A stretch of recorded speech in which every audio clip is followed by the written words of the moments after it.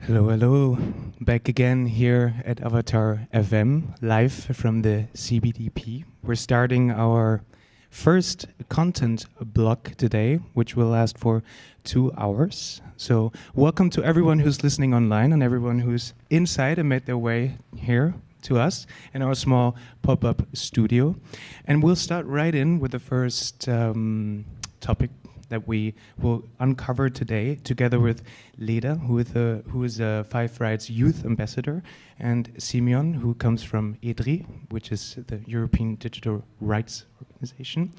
And they're going to talk about the potential social media ban in Europe, which is a much discussed topic these days. So I'm really much looking forward. And thank you so much for being here and making the time. One thing I wanted to mention is, Leda, you just finished your last exam in school, which I think deserves a round of applause. So this is really special, and you can dive right in. I hand it over to you. Take it away. Enjoy. Thank you very much. So as you said, I'm here with Five Rights today, and I got the chance to have an exciting opportunity to talk with expert Simeon. So if you'd like to introduce yourself quickly as well. Yes, so my name is Simeon. I work at EDRI, which is European Digital Rights, which is a network of NGOs, human rights defenders, looking at tech policy, digital policy from the perspective of human rights. Thank you. So one reason why we're gathered here today is because in 2026, it has now been 5 years since the General Comment 25, which was adopted by the UN Committee on the Rights of the Child from their 1989 convention, which established that all children's rights, such as privacy and protection from harm, apply equally in the digital environment, just as they do offline. So just to name a few, I would like to talk about non-discrimination, which is all children having equal access to the digital world, and as well as the right to be heard, which is exactly what Five Rights looks at. So that is that children's views must be considered when digital policies or regulations are developed and created, which is exactly what us youth ambassadors are kind of here for, to be able to voice our opinions and share what we think is important. And so as for now, we've seen quite a few changes in laws and regulations adopted all over the world. However, the question kind of remains, and why we're here today, is in their effectiveness, in the ways that they are enforced and how they are complied by companies. So I would like to dive into the idea of social media bans, which has been a very hot topic recently. For example, Australia's late 2025 under-16 social media ban. So I would like to challenge the idea if this is really the best way to protect children online and if it attacks the root of the problem. Because we've already seen that there's been global debate from this ban, such as the fact that children have started using VPNs and that there hasn't been an issue with compliance, such as more than half of the accounts still remaining activated. So Simone, I would like to ask you as an expert, do you think this social media ban idea is effective, or does it just present a catalyst for more harm?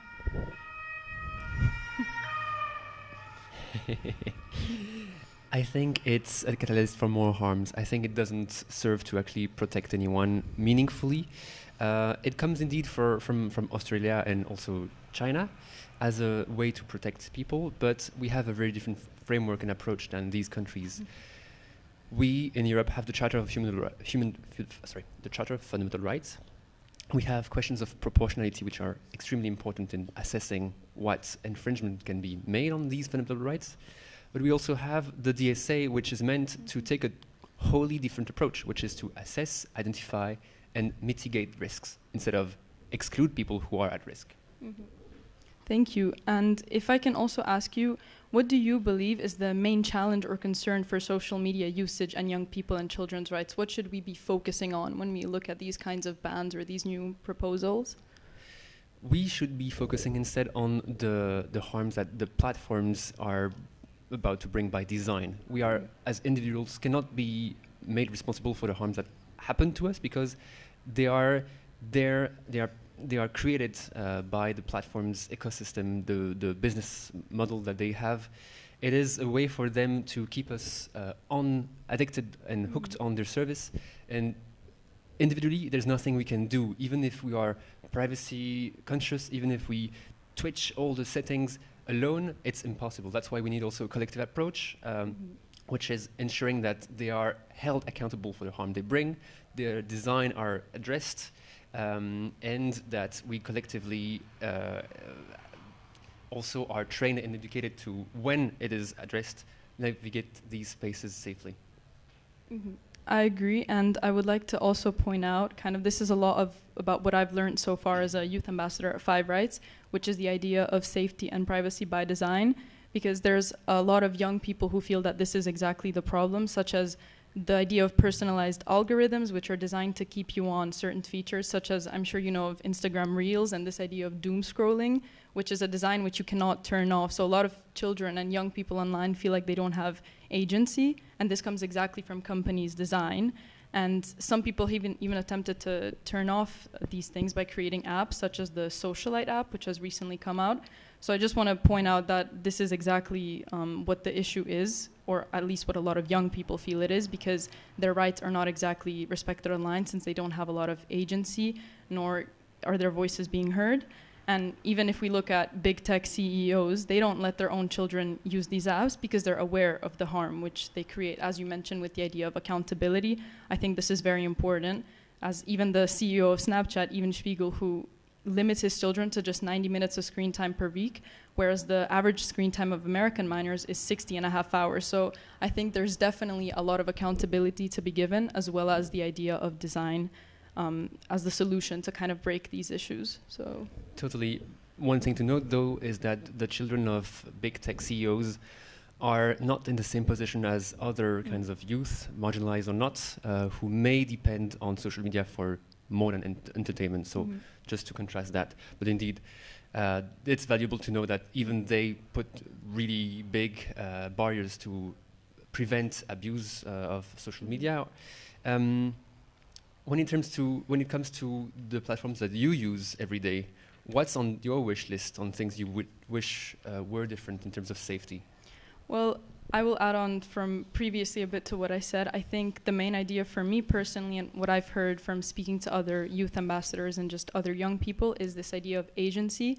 So feeling like we have a voice and we're listened to. So when we wish for these add-ons, for example, to disable things like Reels, or to be able to use apps without feeling like we're addicted or dependent to them, I think this is very important, which looks at also persuasive design. So the way that apps are built to influence our behavior in order to keep us online for longer than we often wish to. I think this is something a lot of young people want to see action with, and accountability as well, because although we can look at media literacy and knowing that how to use these apps or how to approach these apps, that doesn't consider the fact that they're literally designed to be addictive, which I think companies do have a responsibility for, which is what makes it so frustrating sometimes as a young person navigating online. So I don't think it's just about media literacy, but rather exactly the way that these apps are designed. So. At the same time, media literacy is also key, because if we want to protect young people, we need to protect them sustainably. That is, even for their adult life, as they grow into adulthood and as they grow autonomous, whether we like it or not, we need to ensure that they will be resilient in the face of whatever happens. But we need to, indeed, before even that, ensure that the space is safe for them and for everyone to begin with. Yes, and I also want to add that I think media literacy nowadays should also become more about being aware of the way that these apps are designed, not just how to navigate through them. So I agree with what you said. I just think maybe redefining media literacy as well now is important, since tech is evolving so much. It's not just about how to use the apps, but also understand how they are created.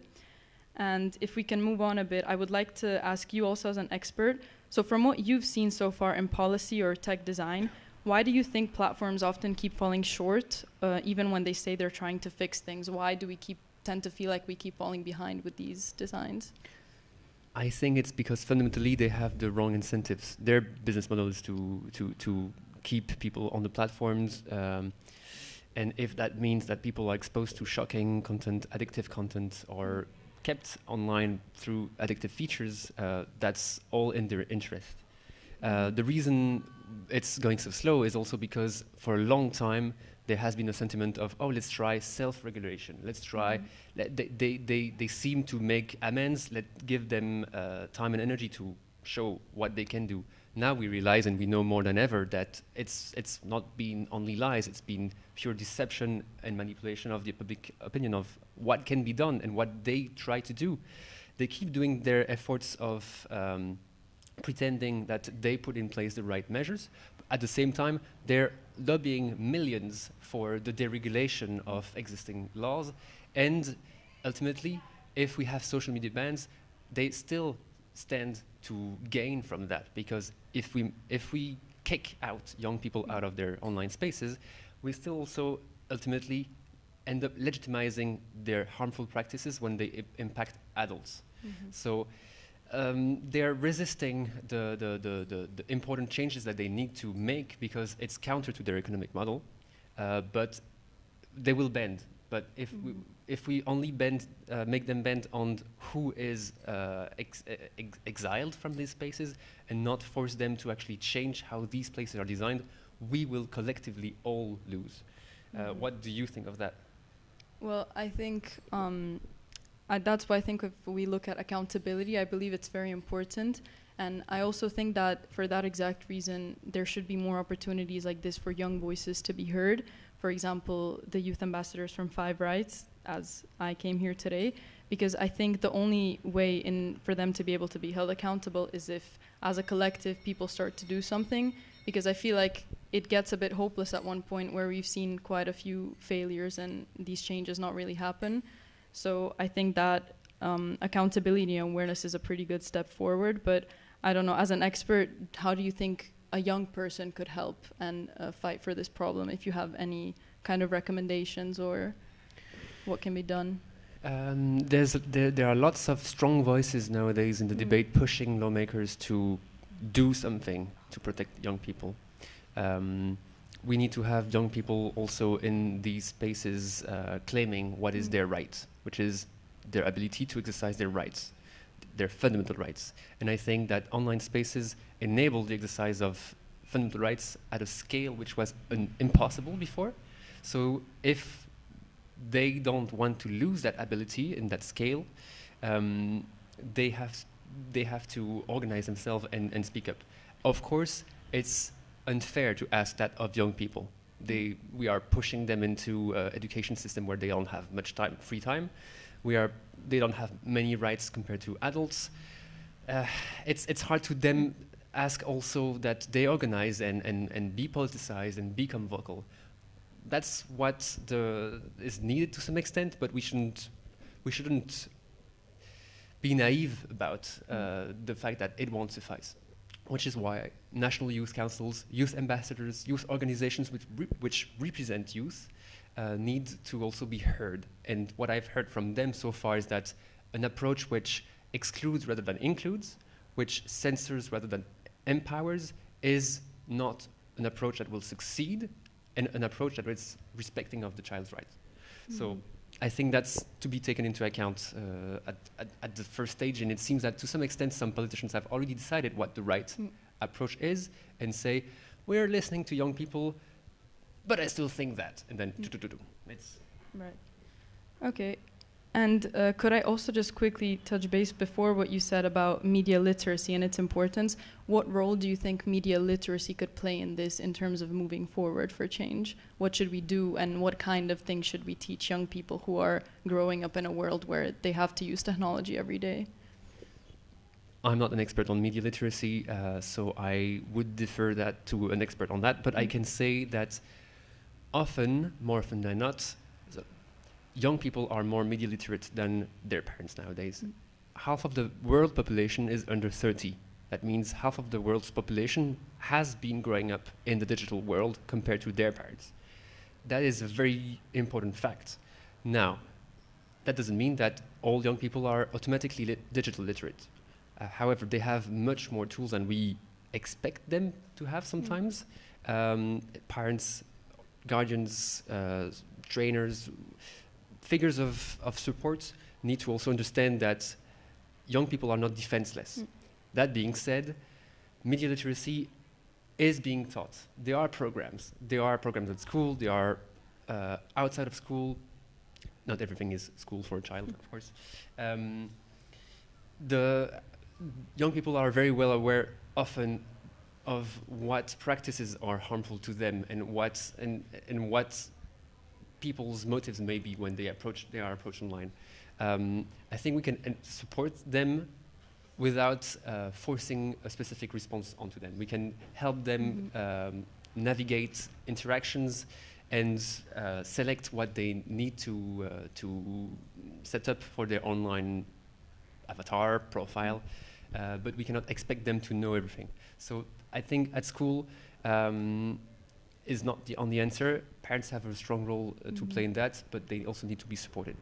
If that I try to answer within the limits of my expertise, so that's a bit limited. That was insightful, thank you. I think it's important also for the people who are online to also just be aware of media literacy and of being aware that there's all these different kinds of designs and things that they should know, because if we're using these platforms on the daily, I think everybody should have a basic understanding of how it impacts them, also because it's something that changes every day. I think it's very important. And if I may just quick follow-up? Yes, of course.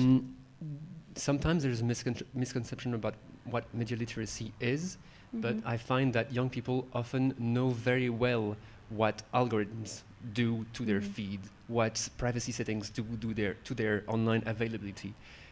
What they miss often is not knowledge, it's power.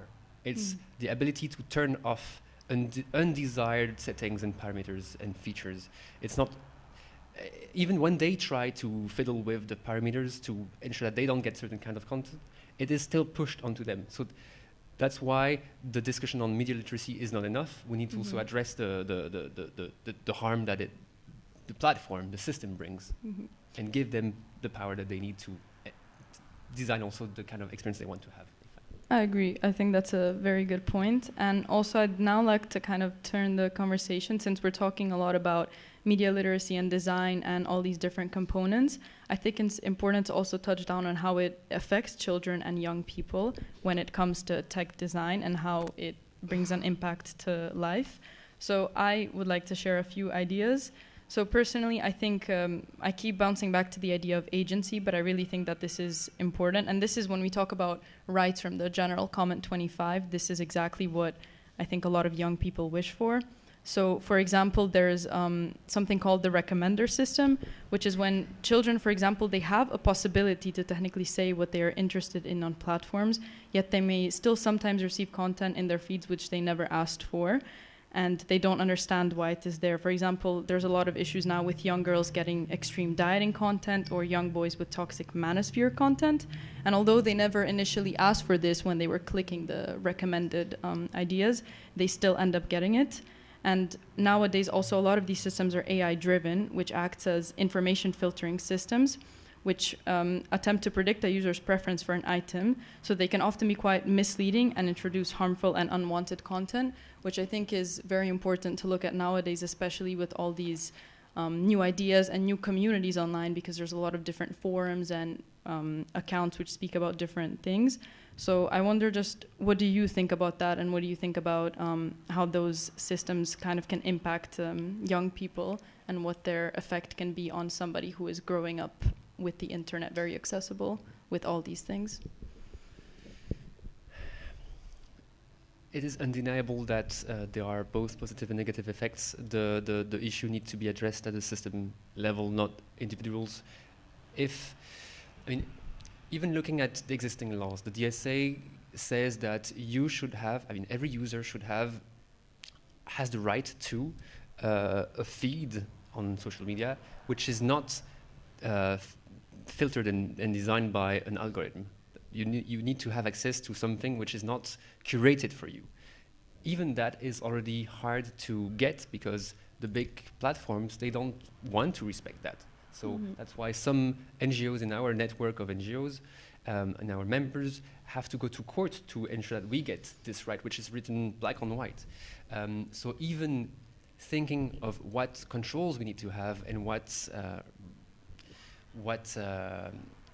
responses the platforms need to give to our wishes, this is already being squashed by the platforms which don't want to give you that, which is, it goes beyond the individual. That's what I'm trying to say.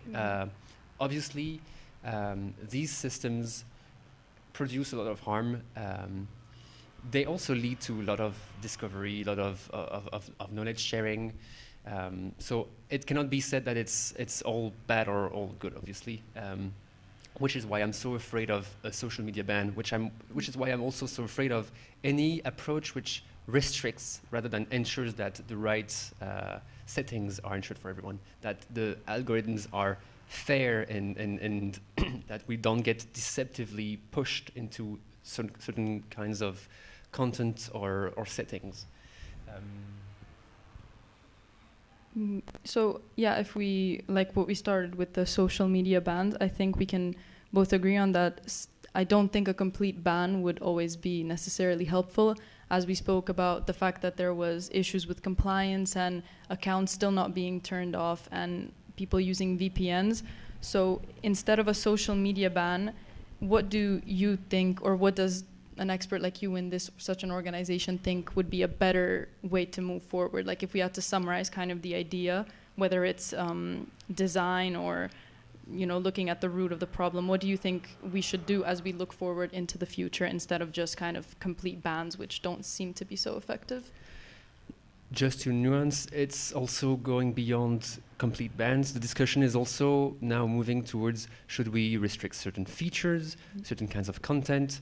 Should we say that, it covers right now social media, but it's also possibly going to AI chatbots, messenger applications, features like end-to-end encrypted messaging.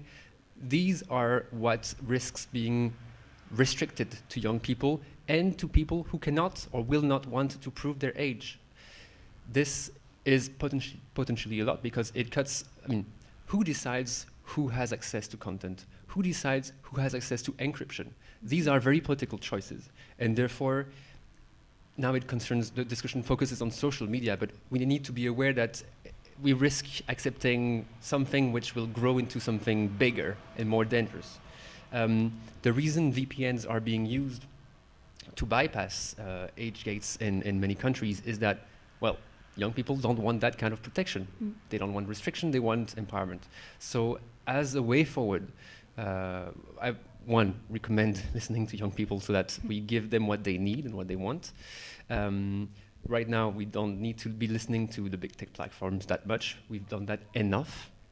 But we also need to ensure that people, if they are protected, young or not young, are also protected from intersectional harm. So even if it were only age verification, age gates, we need to ensure that that doesn't mean that certain communities who don't have ID documents, who don't want to use their ID because it has their dead name or previous gender on it, who don't have the right smartphone, these people should not be excluded just for the sake of imposing an age gate, which we know young people will anyway bypass. In terms of going forward, we at EDRI believe that we need to empower young people. Yes, that's been said.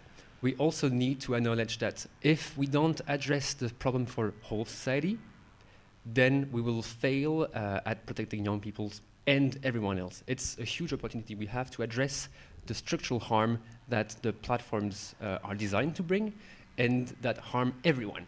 So this is really the opportunity to realize that there are rules to be added in terms of what is fair practices, what is unfair, what should be illegal in terms of deceptive design, manipulative design, personalization.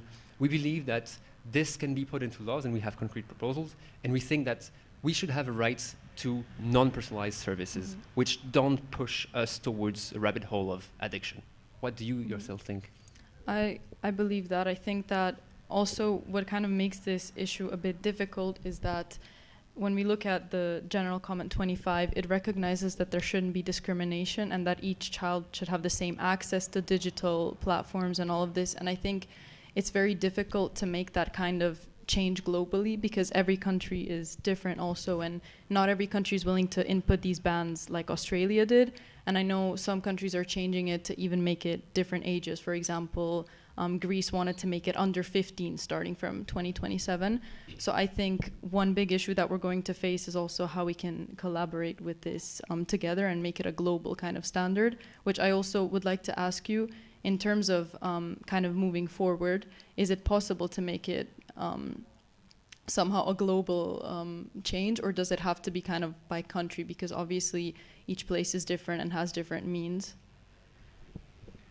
A global approach on this is difficult to achieve. I mean, you will not have every country on the planet agreeing on this, and if only one doesn't enforce this social media ban with whatever age we collectively decided to impose, it will suffice to connect from that country through a VPN to bypass all the other rules. I don't think anyway countries will agree on this approach, and I don't think courts either will approve. There might be laws being put in place, but they still need to pass the proportionality assessment of the courts. And we think that if it comes to social media ban in Europe, where we have the Charter of Fundamental Rights, where we have of course the Article 25 comments on the rights of the child, where we have this principle of proportionality, a social media ban or big restriction on what people can have access to would not pass this kind of exam. What do you yourself have to say about that? I agree. I think it's very hard also to comply with international law as we know it today is something that's very difficult to navigate sometimes. And I think it's definitely something that will take a lot of different organizations to move forward with. It's not just going to be kind of one simple solution for everyone. And so I would like to also kind of just ask you as a final comment. So since we are standing now 5 years ago in the place where world leaders agreed that children's rights apply online just as they do offline, I want to get your personal opinion on where you see us in another 5 years. So for example, if we were to meet again in 5 years for this radio show, how different do you believe our conversation would be? Well, if an social media ban is imposed, I don't think will be changed whatsoever, because the conversation will be the same. It will be about, oh, young people, they're still online. What can we do now? We failed. Another idea? I believe that we can still change that course. Mm-hmm. We can still see strong enforcement of the DSA and of the GDPR. We can have until then an ambitious Digital Fairness Act, which will add to the needed framework of protection. What we need to see is also resistance from the EU against watering down of legislation and against the interference by the US in the enforcement of EU digital laws. If this happens, I think we can have in 5 years a better, more informed conversation about what do young people need more than empowerment and respect and rights. If we agree that they have rights in 5 years, we can see whether these rights are duly respected and enforced. Mm-hmm. Well, thank you very much. And I think our time is almost coming to a close. So I would like to just conclude it and also say that hopefully in another 5 years, we will see better progress and change with children's rights online not hindered. So I hope that the audience is going to be able to take away from this a bit, to remember to keep talking and learning about this as we are in a rapidly evolving society with technology. And as we move forward together to ensure that children can grow up in safe digital spaces where their rights are protected. So thank you very much for your insight, and thank you to everyone. I hope that it has been insightful. Thank you so much for this really insightful talk. I think we do have some time for, if you have some spare time for some audience questions, if there are some.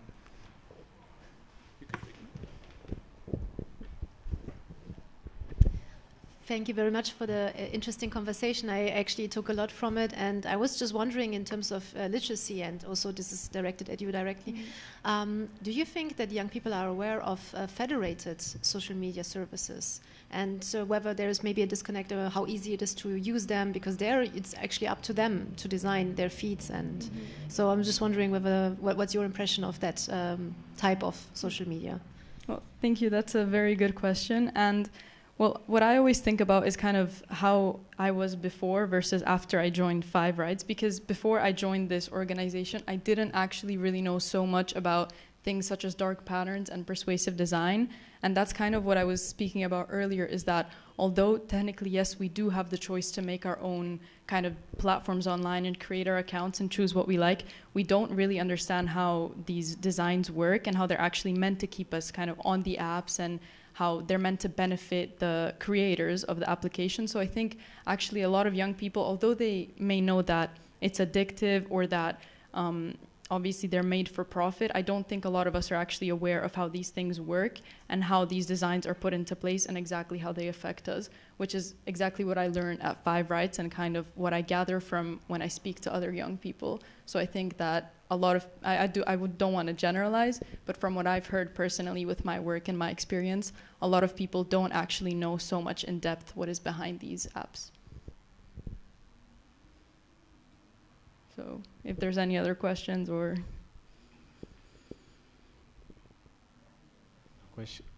No questions. But like regarding federated networks, we'll have Konstantin Macher and Jan Penfrat later today talking about Fediverse and maybe attempting to get it higher up in the pop culture. I'll hand it over to Tammo again. Well, yeah, thanks again. We will continue with another talk now in a bit about children's use of GenAI and how it affects their right to development, together with Emma Aldibs, Sonia Livingstone, and Simone van der Hof. They will enter in a bit. Thank you guys again.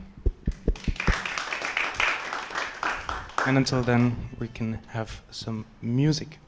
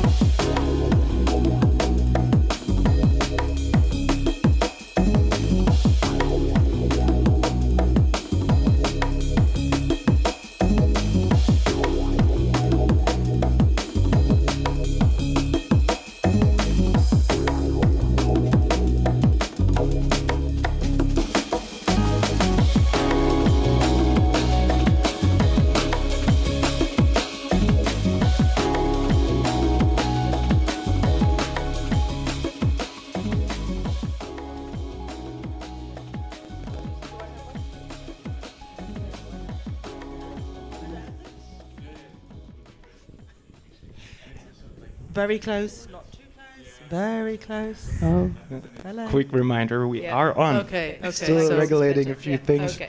Hey everyone, you're listening to Avatar FM live at CPDP conference here from Maison de la Poste, and we are starting our second topic block for today, which is exciting. It's exciting to have 3 guests in the studio who just came in, which are Emma Aldibs from KU Leuven, Sonia Livingstone from the London School of Economics and Political Science, and Simone van der Hoef from Leiden University.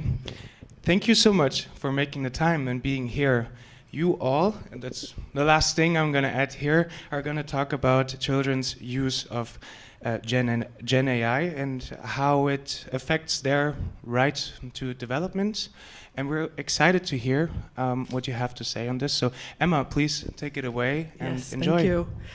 Is this okay? Like mic way? Okay. So first of all, thank you so much. It's absolutely epic to speak to both of you at the same time. I think I'll just maybe skip bio since I know you have limited time. So I'll just go straight into the first question. So we're going to be talking about GenAI as used in schools. Relatively new development, but a very fast developing development. So first little setting of the scene maybe for the audience who's listening or not listening, who doesn't know that much about GenAI and what it's doing. So we often hear about GenAI as transforming education, or at least increasingly so, but how is it actually entering children's everyday educational lives? And what do we know so far about how children themselves experience these systems? Any insights? So, great questions. We have actually in our research centre just spent the last few months visiting schools all around the country, looking to see what tech children are using in classrooms and how GenAI is entering. And the answer is there is no one answer. It is astonishing what variety we're seeing. So obviously you can hear that I'm from Britain, and all the schools, we've been the length and breadth of the country, such different decisions. Schools saying we hate it has no place in the school, schools embracing it where we kind of go in and we're tripping over the robots and the kids are all kind of tech enthusiasts. Schools where it seems like it's going to ease the teacher's task. Schools where maybe we see signs of something creative happening with children's learning. But right now, I would say it's a pretty chaotic situation from which it's really important to ask what the benefits could be and what is the impact on children's rights. Okay, yeah, the chaos I feel like is kind of like the trend with AI now. Yeah. Anything you'd like to add to that? Yeah, you also talked about children's experiences. I think it's really it's really important, the research that you're doing, Sonia, in the UK, but also elsewhere in the world, because there's also inclusivity problems. I think from an experiences perspective, it's really interesting to learn how children use GenAI in schools, or also more broadly for educational purposes. Is it just search engines? We know also they use them for really also for education, having ChatGPT making new math problems to practice a little bit more.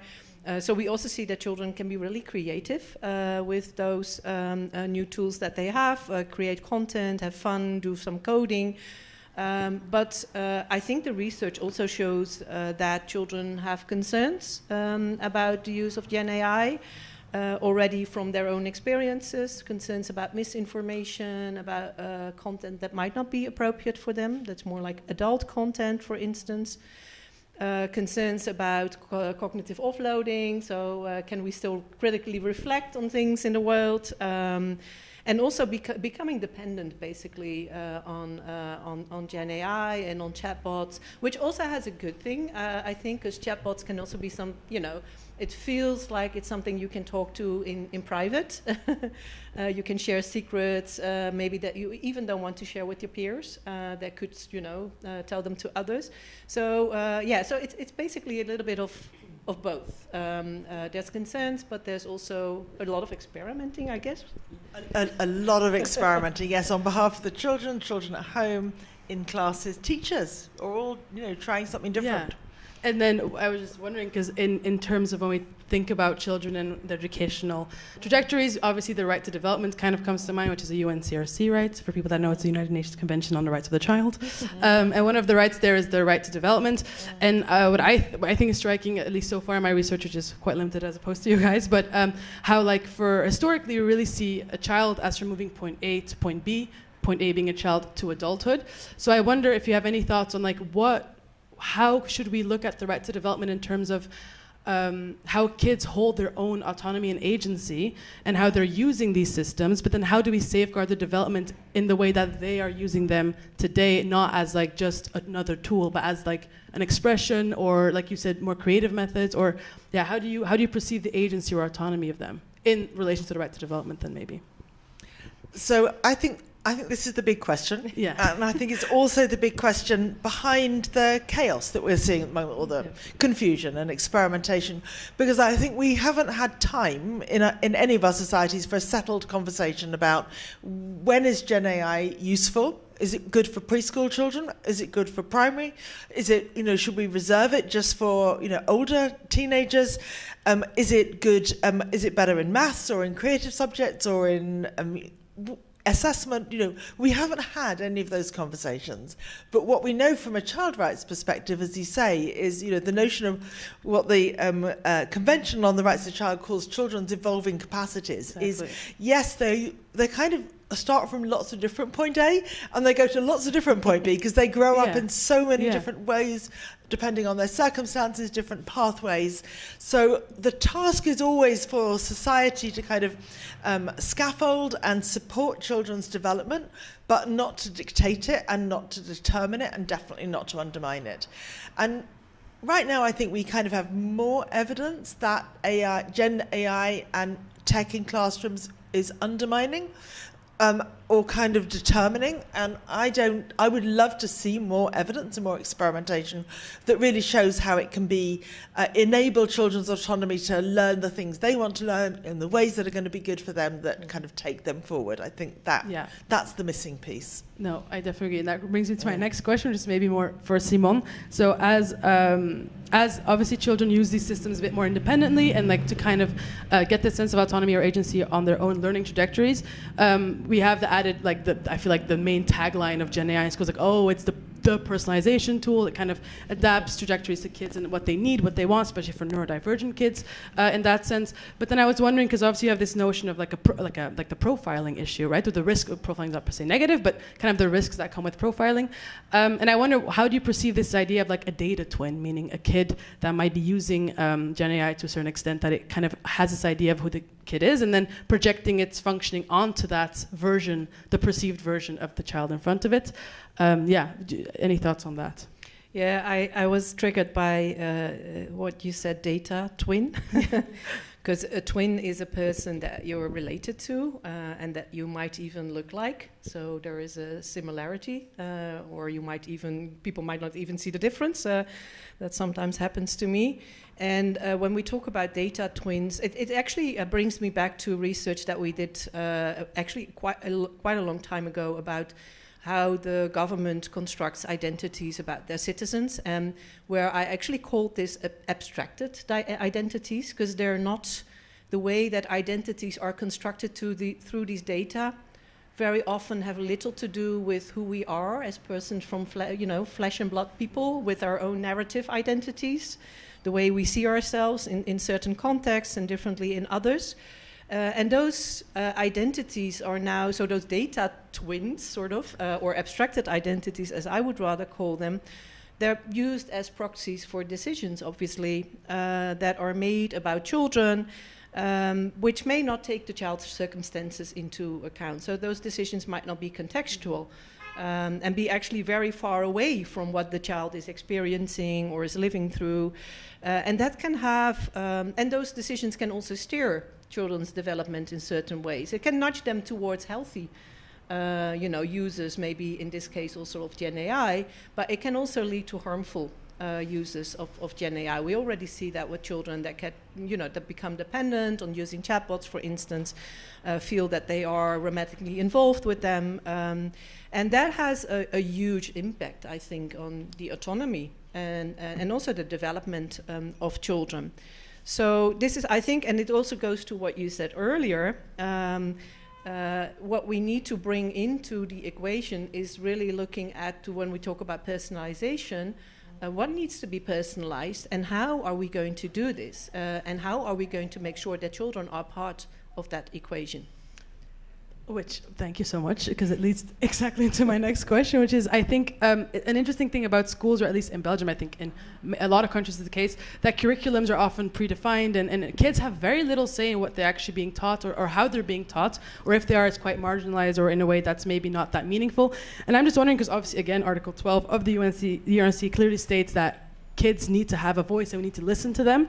So I wonder, in what way do you guys envision maybe that we can involve their voices in a way that not only listens to them but also take into account their education, like what we need to teach them in education, but also their own development, but then also making sure they know that we hear them in that sense, so that, for example, if things go sideways with GenAI on their own use, that they have a security net or something to fall back on. And at the moment, I don't think we have any kind of meaningful channel to consult children about their education, actually, in general, or indeed about their technology. I mean, there are NGOs, there are organisations that are seeking to conduct children's consultations, and often they do it enormously conscientiously. Doesn't necessarily mean that what the children say gets to the ears of the politicians who can then make the decisions. And like you say, education systems are often decided many years in advance through many layers of committees, and we have some mechanisms. So we have mechanisms for children's councils in lots of countries, and we could really work with the children's councils to say, okay, what do kids want for the tech? What are they doing with the AI? If we don't consult them, what I'm hearing is two things. I mean, one is children always come up with a theory. They have an idea of what's happening. So they have a lot of myths. They have a lot of ideas. We are not allowed to cheat, or we can cheat with AI in these ways because the teachers won't spot it, or we're not meant to do our homework in that. Whatever it is, they think, they'll come up with, and then they'll act according to what it is they think is the situation. So it's really important that the schools and the school system understands what they're thinking, what they are doing. I've been in schools where they've said, oh, our kids aren't using AI. And then I go and talk to the kids and, my goodness, are they using GenAI? So the conversation is needed for so many reasons to avoid the misconceptions. But, the big one is what children having a meaningful voice in what they think their education should be about and what would support them. Which isn't to say we do everything they tell us, but they have a say, and right now that's definitely not happening. Oh, no. Do you have anything to add to that? Well, I was talking earlier about the concerns that children also have about GenAI, and that could also be a way in to use that in education, more from an AI literacy perspective. So we've now been talking also about using AI as part of the educational curriculum, but more like using these experiences to also teach them as something about how AI works and how you can deal with some of these issues that they have, like misinformation and cognitive offloading. They also have some privacy concerns. At least to have the conversation about this. But it also means that we need to have teachers on board, of course. And what we often hear is that, children, we know much more about, how these systems work and what where these concerns are coming from than maybe the teachers that they have. But I think that would be really, really important to address also the concerns that they have as part of their education. Because otherwise they will hide. Or they will, and teachers won't understand, and there'll be a communication gap. And it is an extraordinary, everyone is on a steep learning curve about generative AI, I think. And for teachers for teachers to kind of give children the sense that their voices and experiences matter, this is a great moment to do it. But also in a context of trust where children then can say, am I allowed to do this? And is this okay? And is this safe? And, they need to know answers to those questions. Yeah, especially since school is a place where you should be able to make mistakes and be like, oh, I'm not embarrassed that I made a mistake and I can code to people. Well, that's a nice vision of school. Right, I like to think of it that way. That's how I remember it. Yeah, I mean, Yeah. And then in that sense, I'm also wondering, so if we say, okay, we'll responsibly integrate GenAI into schools, be it educate teachers and students themselves. But then I wonder where do we draw the line between, okay, well, we can use GenAI to personalize, but at what point is the personalizing become kind of like a steering depending on the kid being categorized, maybe different categories. For example, I know I was horrible at math, and that will always be that way. But well, at you least can be very happy that there was no AI system in your school. So I just wonder how, like, when do we draw the line between like categorizing kids between different boxes, because an AI will maybe then see them as a certain way, and like to where do we draw the line basically? Yeah. I would actually like to take a couple of steps back, and it goes on to what I said earlier. What are we personalizing, and what is the purpose for personalization, and do we actually need AI to do that? I mean, we can also personalize education in ways that doesn't involve any tech. I mean, teachers know a lot about their pupils, their students. Students know themselves, maybe also know what they need. They teach each other, so it doesn't need to be about inferring, having a lot of data and then inferring something about students and pupils, whether they are good at math or not. I think the question for me would be: is it even necessary to personalize something, and then is it necessary to use a tech system to do that? And I think the driving force here should be not the tech itself or the AI itself, but the educational value that you're seeking, or the pedagogical value that you're seeking by using or by having a system in place in your school. I think that should be the driving force for having any kind of AI system, if at all, in schools, in classrooms. And I'm not saying personalization, is not something you need to do. But there's other ways of doing it. And we also know that these systems are terrible at predicting who you are and at making your data twin actually look like you. So they're also dangerous in a sense. They're very often not accurate. I mean, I think there's a couple of things that I would add. I mean, on the data side, yes, we've always sorted kids. Schools have always been places where we've put people in, kind of rank order or top sets and bottom sets, and it's always happened. And those in the top sets may have liked it, and those in the bottom didn't, and many people thought it was unfair. But in those days, when you thought something was unfair, you could go and say to your teacher, you could go and say to your head teacher. As it gets more and more a black boxed system, and no one is quite know what the data was that went into it, what the algorithm was that processed it, and how it is you can even get to change it at the end so that someone who's been put in the wrong set can move, or someone who's been getting a particular kind of math support or whatever, you need to change it. So we've been interviewing kids who say, they were working their way through 10 questions in homework, and on the third question they suddenly got a jump. Okay, you're already on 9 because you've got it. And they're like, okay, so it's nice because they've been recognised and a personalised algorithm has intervened, but there's no person who explains to them. They don't know why. They don't know if it's correct. They can't go back and say, actually, I'd quite like to practice those other questions because I'm doing them with my friend. There's just no comeback. I think the second thing that worries me, and I've been trying to understand if there really is evidence even that personalised learning helps, is there's some vision, isn't there, of a classroom where children are sitting in rows with headsets and personal screens, and they're all getting a lesson in their ear that is for them, and no one else knows. So they can't talk. They can't say, "How are you doing with question 7, Simone?" Or they can't ask the teacher. Maybe the algorithm knows why they're struggling with long division. Maybe it doesn't. But no one else knows what anyone else is experiencing. And school is also a social place. Yeah, I think that's such an interesting point, especially I feel like in literature, first of all, they act as if personalization is this new thing that came up now that we have AI. Where I agree, the vision is that okay, we're all in rooms next to each other. We don't really communicate except for recess, but in class we're going through it. When the real issue is that we need to talk to each other, and even now with kids that they're socially I think there was a study, I think even by the LSE if I'm not mistaken, where they did actually see that kids felt more comfortable after a while talking to the screen in front of them instead of the people next to them, which obviously that's the whole right. Then we're going in a whole wrong direction. So I also do wonder personalization doesn't per se mean being one-on-one with the technology. Kind of means still you need to reach out to the people around you. That is a bit scary. And look what you have to do when you grow up. I mean, you have to talk to people. The whole time. The whole time. Never you stops. Have to interact, you have to negotiate turn taking. You have to kind of, learning is collaborative. Learning is soft skills. Learning is social as well as just individual. Now, as I'm a legal scholar, I do also have like a little bit of a legal question.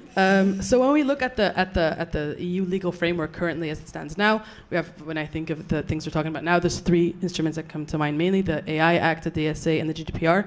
And I wonder how you feel about them. And we have the DSA guidelines since last summer, which is obviously a great help. But in terms of the context of school and how kids are using AI in school, I was wondering if you have any specific thoughts on does the EU framework as it stands today have what we need in order for kids to develop in the way they should or they would want in schools?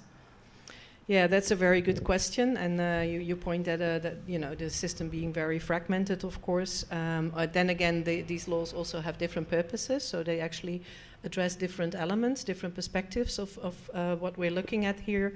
So we're looking at data processing, but also design that, for instance, should not be harmful, at least to children, but rather be maybe also healthy for children. So that's really important. So there's a lot of interplay there as well. Sometimes I think we need a little bit more guidance, especially also in the educational context.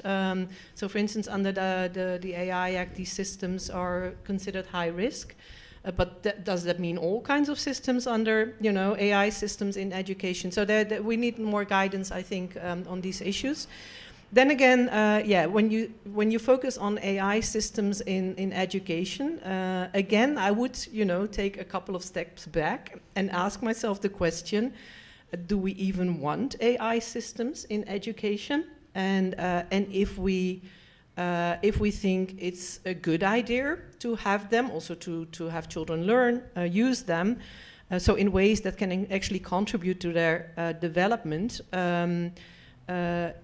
Then we really need to look into whether these systems have the educational value that we seek from them, that we think is important in education. And it may be that, because now we're looking really at these GenAI systems that everyone is using, Claude, ChatGPT.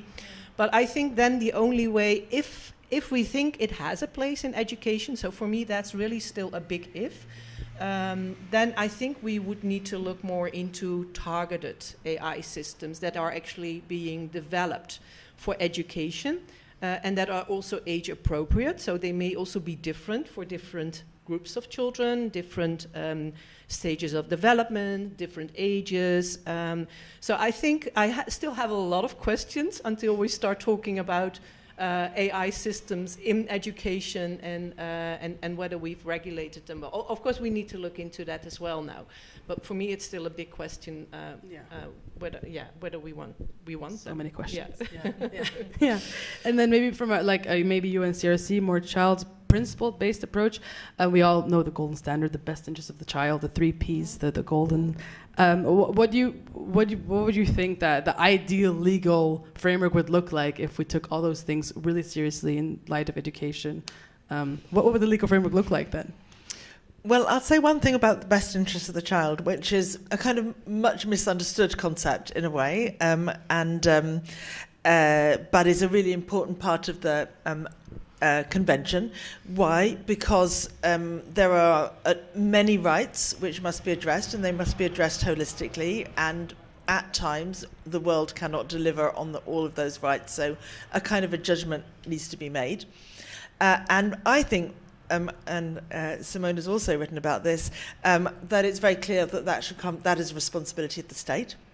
And I think what we are seeing is a kind of outsourcing of a lot of protection for children, including the best interest decisions, is kind of being outsourced to the industry, to commerce, because they are, they own the ed tech.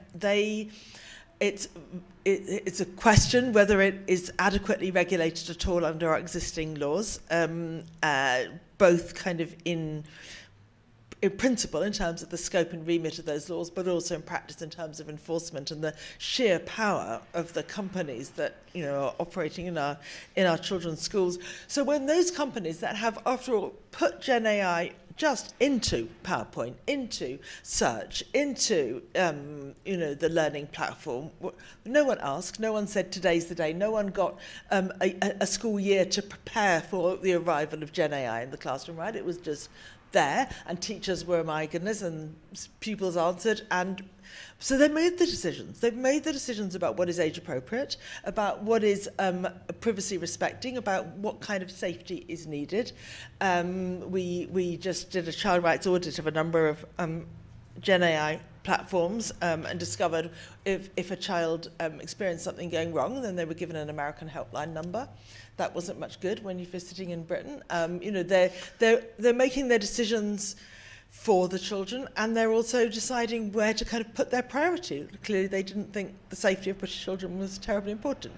So I think, so the best interest of the child, the overall, the holistic, the what do we want for education, what is in our cultural expectations for children in our country, those are decisions for the state, and of course, ideally a democratically elected state, so that the people make the decision. But we have Silicon Valley. Yeah, that is, I think, also a whole great topic for a whole other talk, because that in itself is a bit evil. Do you have any final? I don't know about, because I think, Sonia, you probably have to go soon, if I'm not mistaken. Okay-ish. So maybe we can just some final thoughts, maybe a bit inspirational ideas or goals that you would like to see happen, maybe in that relatively near future. When we think about the kids of today, they'll be the future tomorrow. Yeah. So I'm going to play the lawyer now, because Sonia just said that we've outsourced the design of these systems to the companies, and I agree with that. And to a certain extent, yeah, that's also where the work is being done. But I feel more and more that what we've failed to do for children is to clearly set red lines.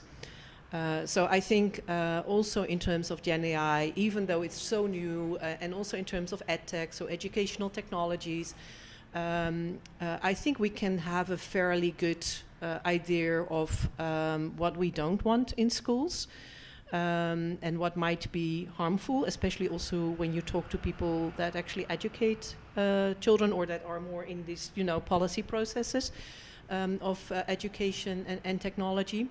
And also have done studies in terms of how edtech has an impact on children, but also teachers, by the way. It's also very pushy towards teachers, and also impacting their autonomy to teach in ways that they think is right for children. So that's an issue as well. So I think we should have more red lines. Earlier I said we have too little guidelines, and red lines are part of that as well. So if we want to have edtech in schools, yeah, it should be privacy by design. Children and teachers should be in control. So no black box, no algorithms that do, inscrutable things. It should be age appropriate. It should be inclusive, something we haven't mentioned yet. A lot of these systems are not inclusive in terms of children with, physical or intellectual disabilities not being able to use them, basically. We've had a school, I heard, in the Netherlands where they said, okay, but if you can't use this, what we now have in school, you need to find another school. Jesus. Which is horrible. It's so sad. So they need to be inclusive, and they need to be built specifically for education and for children of specific ages. So, yeah, I have a lot of thoughts, a lot of wishes, and basically, as a lawyer, also maybe demands before we actually, come with a big car and drive these systems into schools. Yeah, they're already there, of course. Yeah.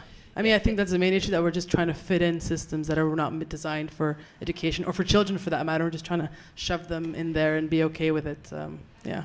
So if Simone set out the red lines and the kind of minimum that we, really have to have, I would say I think we also need a societal conversation about what good looks like. What do we want? How would a good classroom look for us in 10 years' time? I hear some say, we're all adults, we're all going to use GenAI and everything, but we don't want any tech in schools at all. So that movement is happening. The Alpha School in the States are like, okay, we don't need teachers anymore, we'll just have the AI. So in between those two extremes, what would we actually like? And I think at that point we kind of hit on what has been a very long-standing debate about education anyway. It's not like we agree on what good education is, and now we want the tech to support that because we disagree. And there are lots who would like to argue for a progressive vision of kind of creative and social and, you know, flexible learning that follows children's interests and develops their autonomy. But the broad trend worldwide is for competitive, individualized learning, teaching to the test, and ranking to see who gets to the top and the bottom. And that's kind of what I see the AI and the EdTech delivering right now. And those who like that vision of our future think it's doing quite a good job. But there are lots of reasons to call for something better. Yeah. Wow. Well, thank you so much. I feel like there's so much more to talk about and think about and scream about. But for this, thank you so much for taking the time to talk and to keep talking. And I think, Sonia, you have a panel anyway soon about EdTech. Yes. So let's stay tuned for that. Yeah. Et voilà. Thank you very much. Thank you. Well, I know. Thank you. It was really a great talk. It was great listening to you. I do have a question. Sonia, feel free to leave if you have to leave. Simone as well. I'm just gonna pose this question because it's on my mind. So, I've listened to this guy who came into our classroom lately, and he said, "I'm teaching my son how to use AI because he needs it for school. I'm teaching him 2 times a week because it's necessary."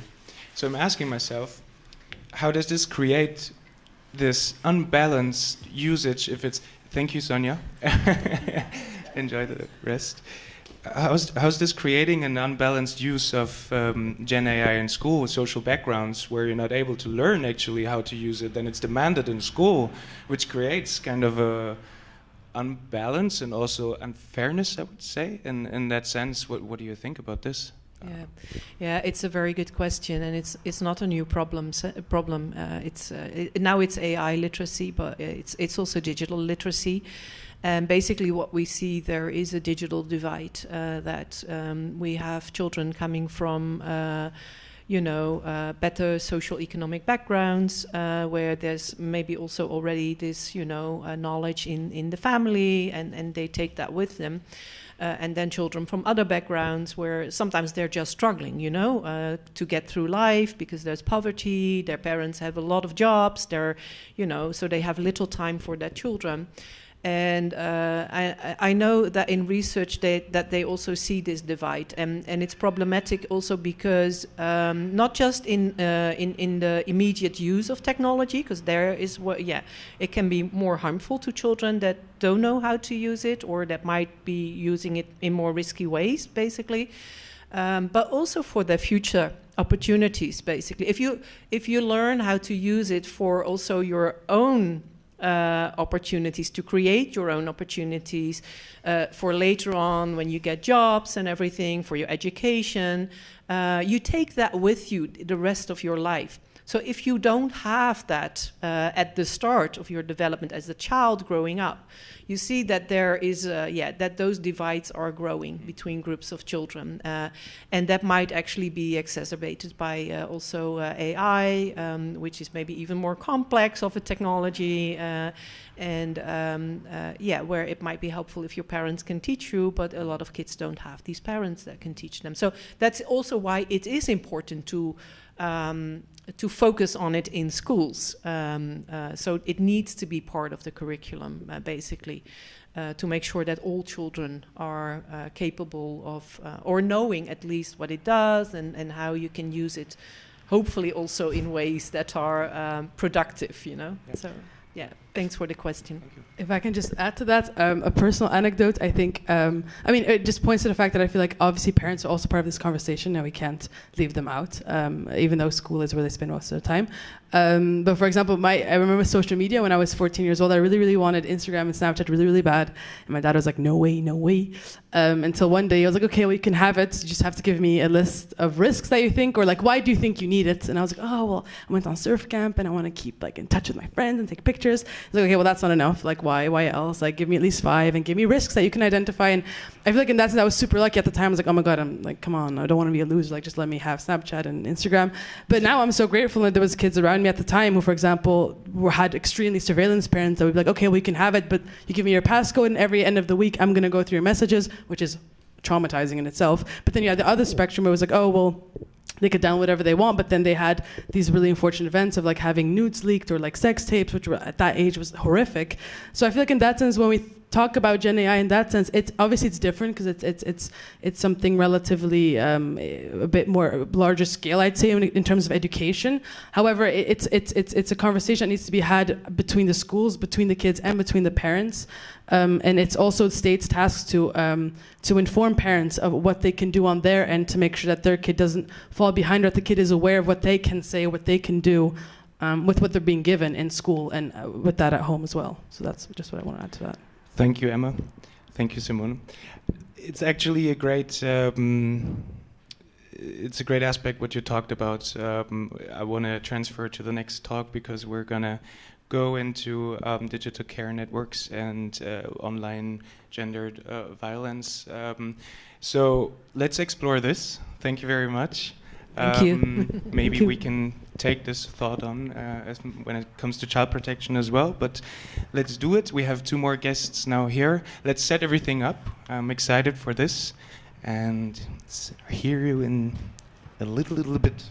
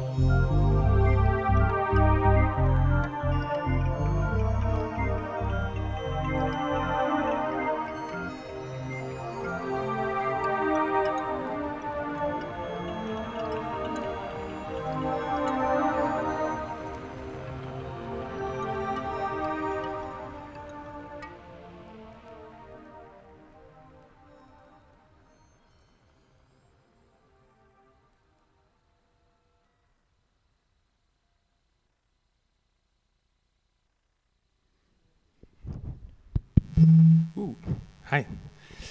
You're still listening to Avatar FM. At this point, we are on our last topic block. It's 3:18, service announcement for everyone who's listening online, who's here.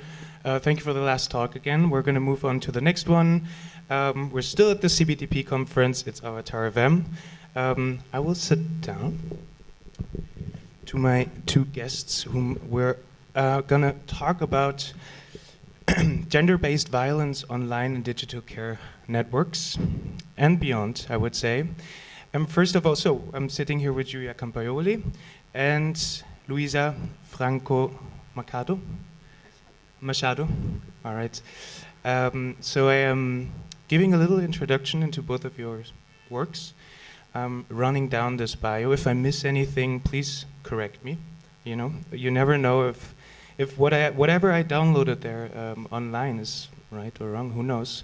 So starting with Giulia. Giulia is a postdoctoral researcher at DataGov, an ERC-funded project at the University of Amsterdam.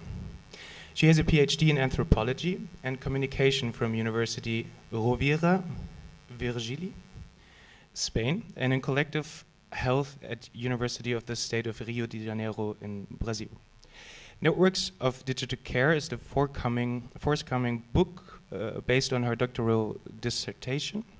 A feminist multimodal ethnography of civil society responses to technology facilitated gender-related violence across Brazil, Spain, and Italy. Drawing on her background in psychology and anthropology, her work explores the datafication of society and its impacts on health, identity, and social relationships. Giulia, it's good to have you here. Thank you that you made your way here. And Luisa. Wow. So, Luisa is an award-winning digital rights advocate and founder of Equilabs, a youth-led digital rights lab reimagining data and AI governance globally with an intersectional lens. She currently serves as a vice chair for the IEEE, shaped a standard for AI systems impacting children, WG. Previously, she has shaped AI and data policy at the UN, GIZ, OECD.ai, and governments across the world. As a UN-appointed young leader for the SDGs, she has been recognized by the UN as a key activist for digital rights and AI justice globally. Her work as an activist and thought leader has earned global recognition, including being named a rising star on Apolitical's Government AI 100 2025, among others. Her research at the London School of Economics and Political Science and Sciences Po Paris advanced high-level decision on AI ethics and data policy, and her advocacy has reached over 10 million people globally. Luisa, also, thank you so much for being here. Thank you. And taking the time. I would start, Giulia, with your research and with your forthcoming book, which is directly related to what we're going to talk about today. Could you just elaborate on your research there?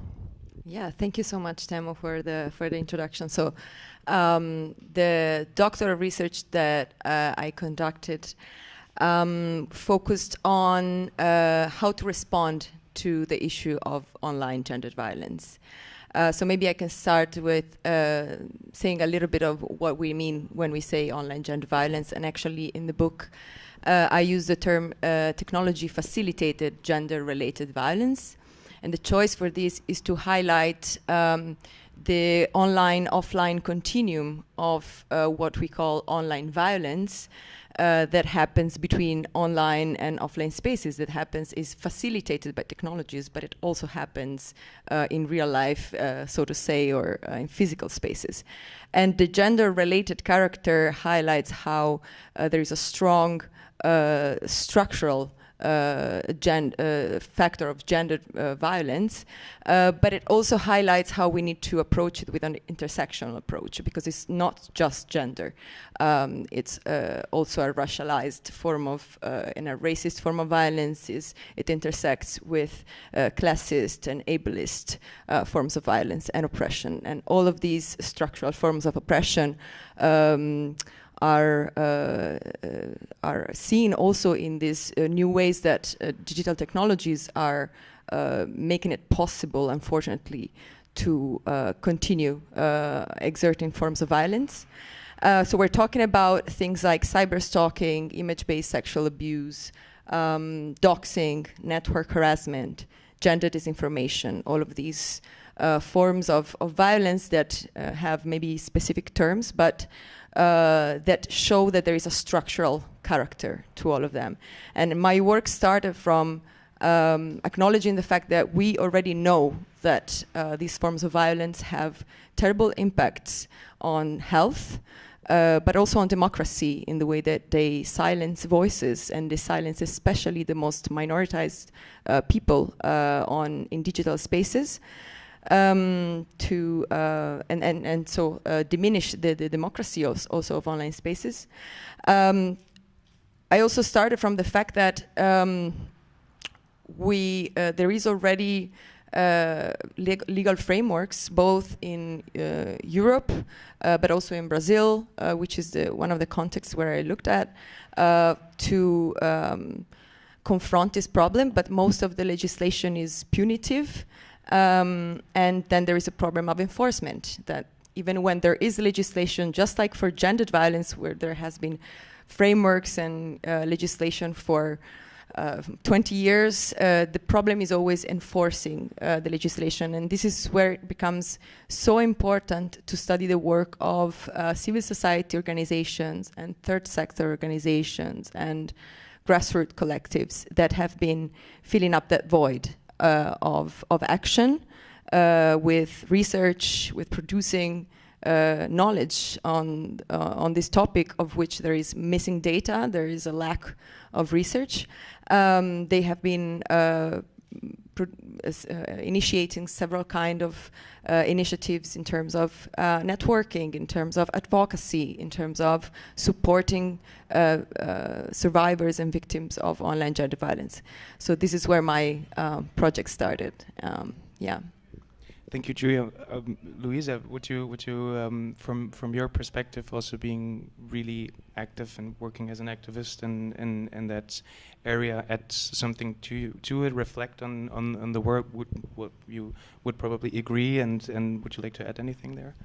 Yeah, I think it's so interesting to hear Giulia speak, because I think there is such a rich space for us to connect different experiences. So my experience as an activist, but also as a young queer person online, and bringing my struggles and my ideas, and not just mine, but from everyone I represent, bringing it to high-level spaces and spaces where research is valued, but then also see young women or queer people or racialized folks as kind of this subject, right? And I think that it's so interesting to kind of be able to have this exchange of experience and be able to say, okay, what I experience has been researched, has been studied, has been shown that is not an individual aspect, is something that is much more systemic, it's much more collective, and this is something that then can be brought into policy to then influence laws and regulations and decisions that will then hopefully ultimately protect us, right? So a lot of the work that I do is to exactly translate these feelings, I think, but also the research that, I would say that first and foremost, I'm an academic, but then I think life kind of took me into activism, and then now I am an activist.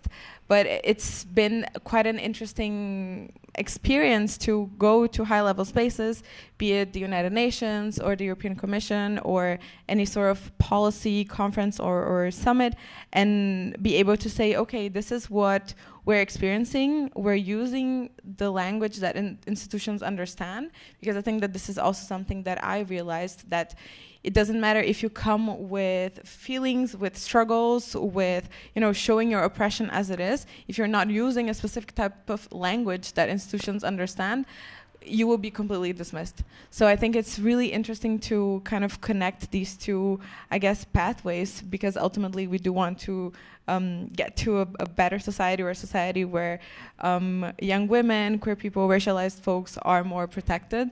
So yeah, very excited to talk about it.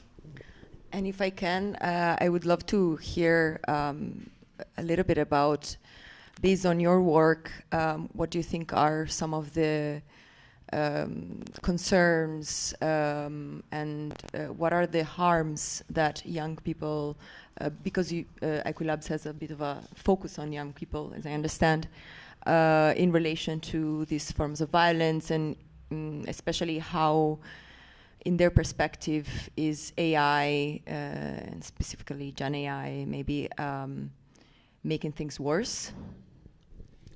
Yeah, I think that I was just talking this morning at the panel on age verification and the social media bans that are kind of popping up in Europe. And I was talking about this example where last week I was speaking at a different panel in Barcelona, and then someone from this big child rights organization was talking about a very interesting project that they had to raise awareness among teenagers about the risks of social media or something like this. And I heard that, and it felt so disconnected from the reality of most young people, because if you are a young woman online, you know very well the risks of social media because you experience it. You are harassed constantly, you feel oppressed, you are shadow banned. I think for me, one big topic that I wasn't expecting it to be so big, but actually it's such a big topic lately, is everything related to shadow banning. And for those of you listening who don't know, shadow banning is when you post a certain piece of content on social media, and this is downplayed by the platform, but you don't necessarily know about it, and your content just doesn't reach people, but it's not an explicit thing. Or sometimes it can be quite explicit, because we're seeing a wave of progressive accounts on Instagram that are being deleted or are being restricted. I live in Berlin, and so many queer collectives in Berlin had their social media, their Instagram page deleted. And this is a problem that ends up becoming a democracy problem, because then you have certain sectors of the population who cannot express themselves online. But then this is not really considered a serious problem for any policymaker. First of all, because they don't really even know what that is. But for those of us whose entire existence is online, and also activism and the way that we mobilize and that we create community, everything is happening online. So when you delete a page on Instagram, that actually can cause real harm for all of these mobilization pathways, but yeah. So I think a lot of the work that we do also at Equilabs is this kind of translation. So translating young people's feelings about technology, and here it can also be artificial intelligence, GenAI, but it can just be platform governance, the way that platforms are designed and governed. Translating this, which for a lot of young people, it's more of like a feeling. It's like, oh, I feel angry, or I feel scared, or I feel oppressed, but I don't know what to do with this feeling. And then that's when you create also huge mental health crisis, because a lot of people feel very disempowered when it comes to tech decisions. And young people feel super disempowered, but not only young people. I think in general as a society, most of us feel like tech decisions are something that are being made elsewhere, and that we don't actually have any say in it. And that feels, so it's either like there's this super individualistic, I think, discourse, which is, well, if you are on social media, you kind of signed up for that, right? So if you don't like how Instagram is, just get off of Instagram. But that's super disempowering, because then it feels like this is your fault almost. It's your responsibility, when in reality, these mechanisms should be treated as public infrastructure. It should be something that we are all governing and that we all have a say. So that's the work that Equilabs is also doing, is to gather these feelings and turn it into policy, hopefully. Can I ask something for Giulia there? Because it seems really it's quite the nuanced way you have to look at this digital harm that is happening, right? It's really broad and it has many different definitions. There's a lot of faces in that sense, which makes it obviously complicated for people who don't have access to it to understand what is actually going on. Because this is why this work is very much appreciated. I wonder how you in research try to define this nuance within this digital harm, looking at this really tech-facilitated, well, you're focused on the gendered harm then online, but what is really like what are the different phases you're looking at there? Like the different harms you find online, like image-generated abuse. But there's also just the simplicity of being online and being nudged by an algorithm, for example, an algorithm that can also shadow ban. And so this is what I mean by these different phases in that sense. Yeah. Thank you, Jamo. So in my research, although I didn't really focus on the violence, but more on like how we respond to that. I started from like taking a very broad approach, and so that's why I start from this very large umbrella term that is tech-facilitated gender-related violences. But within it, then, as I was mentioning before, and something that Luisa has also been mentioning, there is we can go and define specific forms of attack. And this helps certainly to produce knowledge, to produce legislation, and also to produce technical solutions and any kind of solution to know exactly what happens. So I think it is important to have these different layers, because one of the layers is this very specific layer of what exactly is happening in this case. And then the other layer is looking at the roots of a problem that is structural and that is much older than digital technologies. And so it's important to look at that, because if we only look at the specific form of attack, we're never going to be able to tackle the roots of the problem. But then there's also this other layer, because most of the forms of violence that I mentioned at the beginning, cyberstalking, disinformation, and so on and so forth, they're mostly interpersonal forms of violence, like committed between individuals through technologies or in online spaces. But then something that the research brought me to see is also these infrastructural violences, or how violence is embedded in the infrastructure through design choices like shadow banning and deciding that some content must not be seen, but also through forced misgendering, like, for example, when a dating app doesn't have the possibility of you recognizing yourself as a different kind of gender than just male or female, and forces you to actually choose one of them. And this is dating apps, but it could be anything. It could be like a health form, right?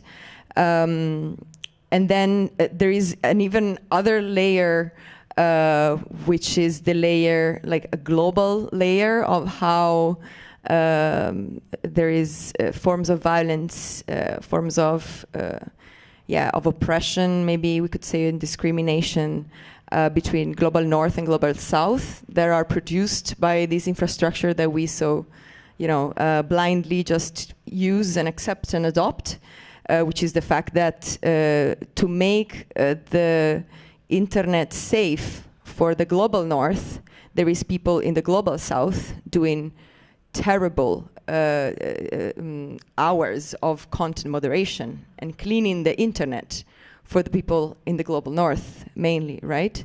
At terrible salaries and in terrible exploitative conditions. So I think that there are all of these layers, and it's important to look at them. And I also think that something that connects to also something we've been talking about before is we need to create spaces where these voices are heard.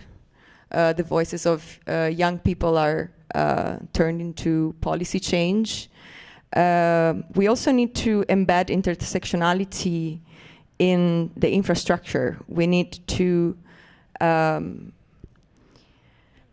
more than digital literacy. We need to be building technologies from all of different positions. We need diversity in the design, the thinking, the making and the maintaining of these technologies. We need alternative infrastructure.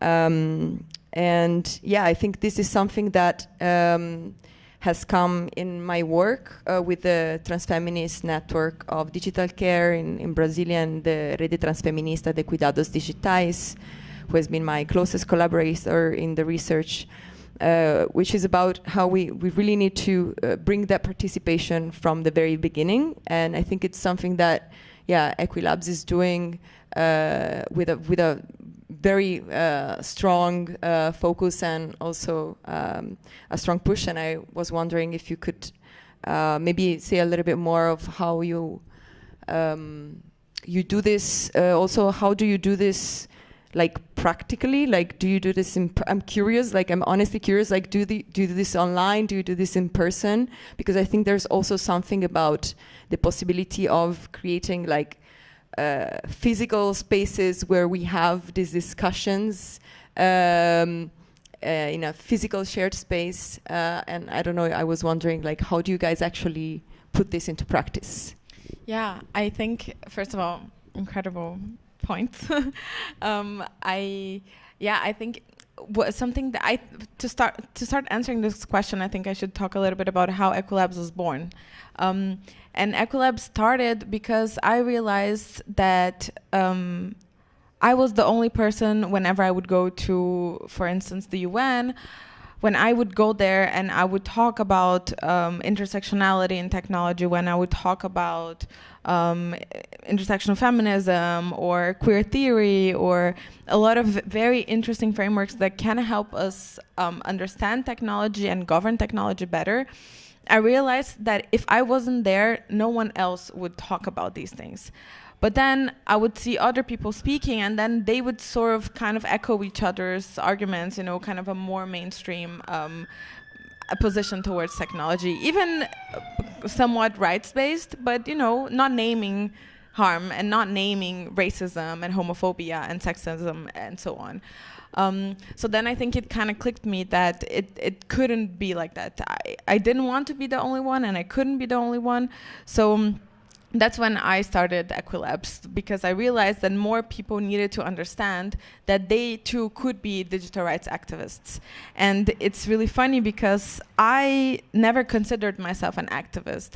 I've always considered myself an academic, a researcher, an angry feminist. And then the first time I realized I was an activist was when the UN called me an activist, because they were presenting me at some panel and they would be like, "This is digital rights activist Luisa," and I was like, "Ah, I see. I guess I'm an activist." that makes sense. But then I think it also expanded this idea of what an activist could look like or what an activist could do. So to answer your question more directly, what we do practically, we have different pillars. We have a pillar on research, we have a pillar on capacity building, and a pillar on mobilization and movement building. The research pillar is quite simple. It's not as sophisticated, also because we don't have enough funding for that.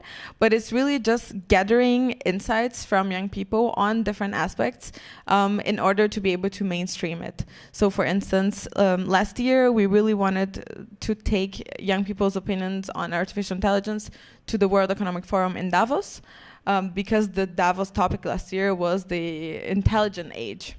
And we were like, okay, let's bring what young people think of the intelligent age. So then we carried on a survey, and then we asked young people to say what they actually cared about the most, what problems related to technology they cared about the most, or they thought were the most important for them. And the most voted one was the responsibility of platforms, by far. So then second was bias, and the third was privacy, and then we gathered all of that and we wrote a manifesto on AI justice, and we took it to world leaders at Davos. Beautiful manifesto. Go and read it on the website if you can. I loved it. Thank you. And for us, this was very meaningful because this was like, okay, you cannot now make any decisions on our name because this is what we want. So it's proof of that. So this is part of this participatory research that we do. But also one thing that I realized in this whole process of finding out I'm an activist was also to realize that a lot of people have feelings about digital technologies, but they don't know how to transform this into action. So we are organizing an activist bootcamp in Brazil right now for young women and queer people. And basically this idea is to share the tools that we have learned on how to influence decision making. And this can be decision making at a government level, at a local level, national, or company policy. It's going to be something that is very participatory, and I like this idea of a lab, because a lab is something that is not set in stone. Yeah, maybe when we thought about it, we had an idea, but maybe the people who came had a different idea. So everything is really co-constructed and co-built, but it really comes from this idea of knowledge sharing and experience sharing. And then ultimately all of this contributes to movement building. How do we build a youth-led digital rights movement? And getting inspired by the youth-led climate movement that has been so active and powerful in getting climate decisions passed. So yeah, that's a little bit about Equilabs. Do you see, Giulia, do you see any, because you've also mentioned before that you work, or I've mentioned with DataGov, and you also work with participatory methods, if I get it right. Could you uncover a little bit how you work there, if there are relations as well to this way of working? Because I think, yes, obviously it is quite important to be in that way inclusive, but also to listen to the voices that are not being heard, to use these kind of methods. So I'm interested also to hear, because also there might be a nuance on how this might be seen. Yeah, thank you, Tamo. There is definitely a connection, although DataGov is an academic project, but I think there is a very nice connection. So just to give a bit of context, the DataGov project looked at how governance is shifting from human-based bureaucracy to AI-based decision-making through several technologies such as digital identity verification systems and biometrics and health technologies and educational technologies, which has been largely discussed this morning. So today, sorry. We're looking at this, and one of the things that we are developing is this living lab. The idea is, and it's being developed at the moment, so it's not ready yet. But the idea is exactly this: to build spaces for people to engage in the knowledge production around this topic. So more than teaching them what are the risks of this shift of governance to data infrastructures, to bring them in, to create space where they can share their worries and where knowledge can be co-built together.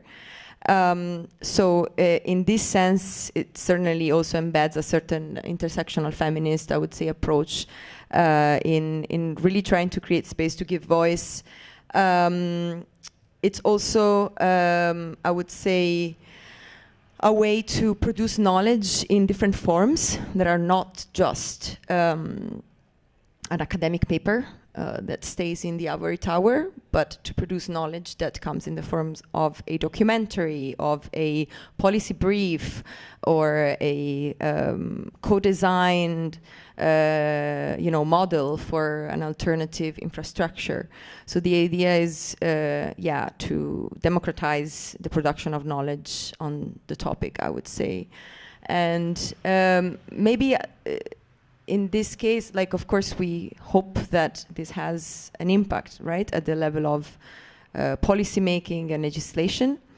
But of course, academic research is not exactly like advocacy and third sector work. But there's definitely a very strong connection with the field of digital care. So maybe I can introduce a little bit of that. So in my work, especially in Brazil and with Brazilian organizations, I found that In Brazil, the mobilization of civil society around online gendered violence starts off around in the aftermath of the murder of Marielle Franco, who was the city council of the city of Rio de Janeiro. And this was a deeply political murder that brought to front stage the gendered and racialized and homophobic character of political violence. And after the murder, the people who were already since the Snowden revelation active in the field of digital rights and cybersecurity started to be overwhelmed with requests, and especially the few people that had a transfeminist or queer or feminist approach. So the idea of building a network came from this, to coordinate, to find the ways to work together, and so the Transfeminist Network of Digital Care was born. And this is a network, a nationwide network of individuals and organizations, including Coding Rights, Maria Lab, Clandestina, Blogueiras Negras, and others. And the field of digital care, as I understand it, it brings intersectional transfeminist ethics and politics of care in the relationship with digital technologies. And this means, first of all, a change of language from that of cybersecurity, which is a very militarized language, and also a very masculine language, I would add, to the language of care, of daily care.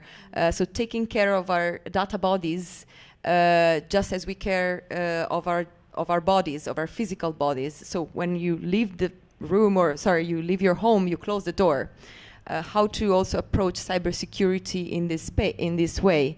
It's also about, as I mentioned before, building inclusive techs, building techs that that embed the intersectionality in design. So when I'm designing a technology, if I'm just a neutral subject, so to say, and I don't understand what a different position, a marginalized position is going to face, then I cannot predict the risks. So we just need to have these people in the making of the technologies. It's also about helping survivors through the creation and maintenance of helplines or digital care clinics that offer legal, psychosocial, and technical support. It's about recognizing the on-life character of violence and the fact that, and not trivializing what happens. So something you said before, and that I think is so important, that you cannot tell people to just not use technologies. It's also just a lie, because as we said, governance is shifting to digital infrastructure. We are more and more being mandated to be on some kind of platform for work, on some kind of platform for education, to have a certain digital identity, to access our healthcare records. Like, it's really not a thing to say that it's less than physical violence. And it's also care in the political sense of considering the political aspect of infrastructure, of technologies. So it's about information privacy, it's about infrastructural autonomy, it's about digital sovereignty, and building alternatives to the monopolies of big techs. And finally, it's about care for the human and non-human environment. So it's also about bringing a more indigenous perspective to, we are not different from the environment, we're not separated. We are part of this environment that we are destroying through the building of these infrastructures, of these data centers, and so on and so forth. And especially the global south is being impacted. And my question for you, Luisa, is what do you think of this field that, I found that in Brazil there was this field of cuidados digitais in the plural, and I think that it's important to also highlight the difference between this transfeminist digital care that is not digital care in the sense that you sometimes find in some academics papers in terms of digitalized care work.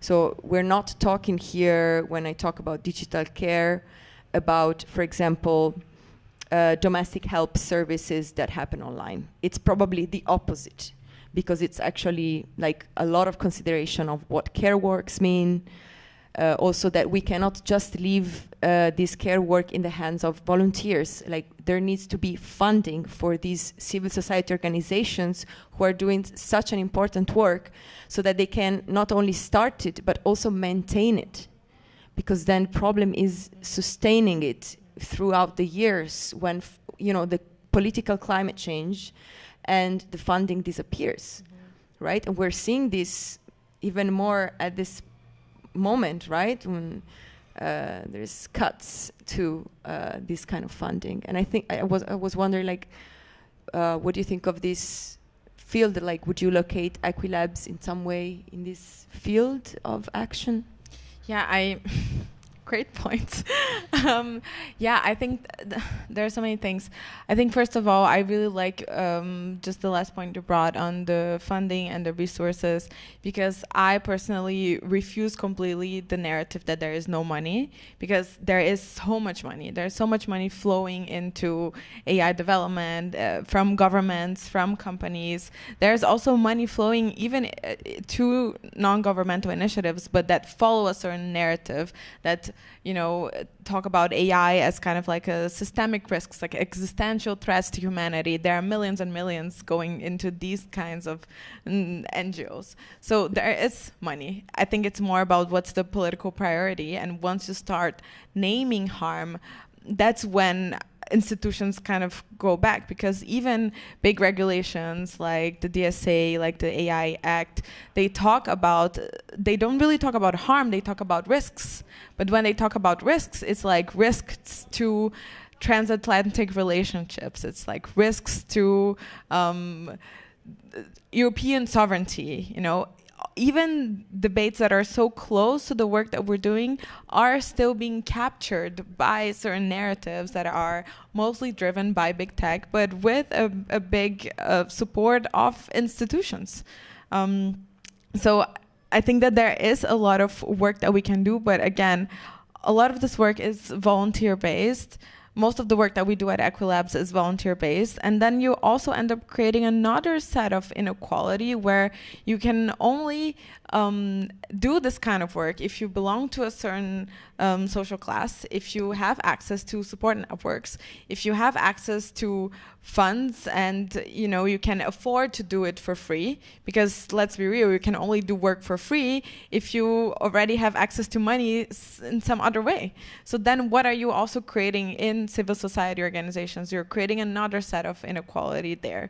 And then you are marginalizing even more those who have so much to say and who could contribute to public policy in a way that would make public policy better for everybody else. So I think we're losing so much here, and I really hope that institutions, with the kind of work that I'm doing, but also the kind of work you are doing, that they realize that they are also losing by not paying attention to these demands, by not making spaces and creating opportunities and so on and so forth. So, and also what you were talking about, the transfeminist care networks, I think not only Brazil, but Latin America has been a pioneer in feminist technology and feminist tech governance. I think everyone can learn so much with the work that has been done in Latin America, because, I think one thing that really bothers me is that whenever an initiative or an idea comes from the Global South, suddenly it's a Global South idea, but when something comes from the Global North, then suddenly it's a global idea. And this is something that we're fighting also with Equilabs. This is why, even though I'm Brazilian, this is why even though everyone who is at the Equilabs leadership comes from the Global South, we don't call ourselves a Global South organization, because we believe that we deserve to be in global spaces, just like US American or European organizations do. And we are still valuing knowledge that is produced in the Global South. We're still valuing people and honoring our struggles. But I think this positioning is really important, because it really sets the tone for then future policies and future decisions and future research and so on. And especially me, also with the background that I have, which is I come from Brazil, but I studied in very elitist universities in Europe, at LSE, at Sciences Po. And then I can see also that the knowledge that is being reproduced in universities also comes mostly from the Global North. So you are then reproducing these dynamics, even though you yourself might come from a certain place. So I think that there's just a lot to unpack, and probably we don't have enough time. But I'm very happy to. A great keep sense the of time, conversation. Luisa. Yes. Yes, thank you so much, both. I see a lot of overlapping in your fields. I like that way of really pushing this discourse to be a global but inclusive one, and making it. I think what I take away is really accessible for anyone to take part in this, to mobilize, to counter what's happening there. So in one sentence, I know it's always really hard to do this in only one sentence, but what would you give out? What would you just tell the people that are listening here, but also online, how they can take part in this? I know it's really tough to do this, but is there something you have maybe still on your mind you want to share? There is a thought that is in my head, which is connected to what you were saying. Just like the perspective of the global south is for everyone, is just global. I just want to stress intersectional feminism is for everyone. So it's not just a thing for women, just a thing for queer people. It's really about looking at the structure and how this cis heteronormative enablist structure is affecting negatively everyone. So it's not about looking just at minoritized people, but it's looking at how harm is produced and violence is produced against everyone. Thank you, Giulia. Luisa. I think still in the same direction, I would say don't blame yourself for the oppression that you feel. I think once you start understanding that a lot of the problems that we experience online are systemic problems, are problems that are created, they are a political choice, then that creates a lot more space for organizing. So organize, mobilize, talk to people. That's when we can actually influence decisions that are going to impact us. As a collective. For sure. Amazing. I'll leave it there. Thank you very much. I think this also deserves a round of applause from the audience. We're still here listening to Avatar FM. We're at the CPDP Live. We're going to continue now with the DJ set. If I'm not mistaken, it's 4 o'clock, so we're going to go on for an hour. Welcome to... Someone, are you playing? Yes. It's amazing. Yay. Okay, so the second GIMIC member, DJ Froggy69, will be on the deck, so enjoy listening. Thank you again for the talk, Giulia and Luisa. Thank you. We're here back at 5 for our next content block. Enjoy.